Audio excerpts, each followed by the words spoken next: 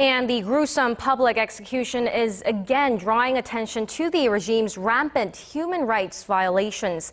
Arirang News' Hwang Sung turned to Greg Scarlatoiu, Executive Director of the Committee for Human Rights in North Korea, for his insight on the issue.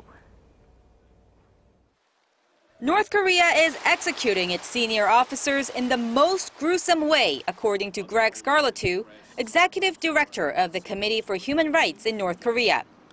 You're talking about an execution by ZPU-4 anti-aircraft machine gun.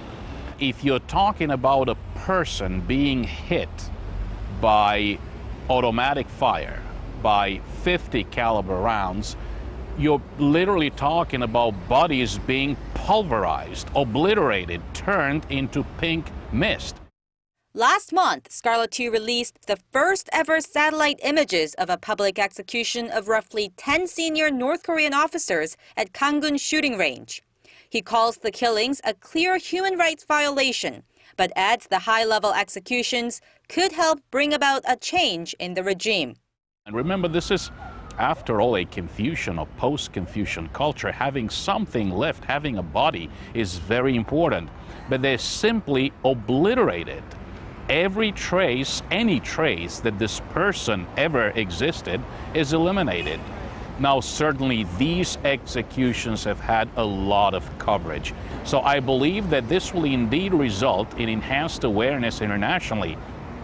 What's behind the brutality, says Scarlatoiu, is the young North Korean leader's insecurity. Noting Pyongyang's ties with Beijing have suffered after the execution of Chang Sung-taek, who was the North's point man on China, he says the recent execution of Defense Chief Hyon Yong-chol may hurt relations with Russia. Hyon was the point man on Moscow and even met with the Russian president last year. If those factors cause the situation to deteriorate, Scarlatoiu foresees more gruesome killings that could eventually shake up the entire regime.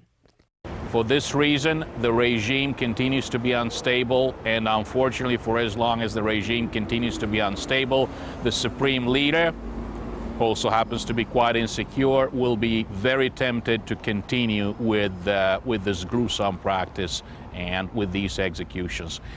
And could these constant purges and executions in turn destabilize the Kim Jong-un regime?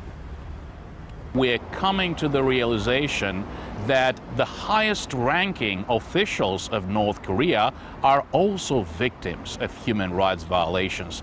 I wonder, wouldn't those same elites of North Korea start wondering about their own survival if even the most loyal of loyalists who have served the Kim family for decades are not safe? Then who is? Hwang Sung, Arirang News.